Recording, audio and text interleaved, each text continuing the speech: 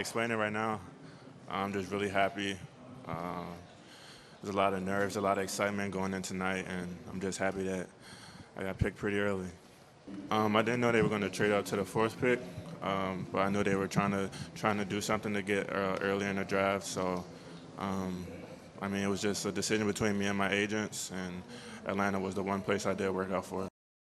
Oh, that's UVA's DeAndre Hunter in the midst of a big-time run on ACC Talent Round 1 of the NBA draft. Sophomore forward out of Philadelphia goes number 4 overall to Atlanta by way of the Lakers' pick to the Pelicans, who reportedly made a pre-draft deal with the Hawks for 3 draft picks. Hunter averaged 15 points, 5 boards per game for the national champs.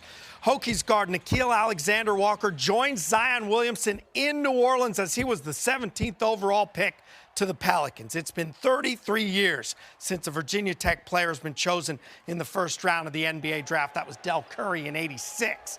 He averaged more than 16 points, 4 rebounds, 4 assists in his sophomore season in helping lead Virginia Tech to the Sweet 16. Now, in addition to Hunter, 6 more ACC players in the top half of that first round, starting with the number 1 overall pick, Zion Williamson of Duke, and 2 of his teammates. You'll also see North Carolina got a pair selected in the top 11. And as we go to the other board, Ty Jerome going in round 1, the 24th pick to the Suns. Florida State has a first-round pick, and we are early in round 2. So we'll see how else gets picked, obviously, and keep you updated going into tomorrow.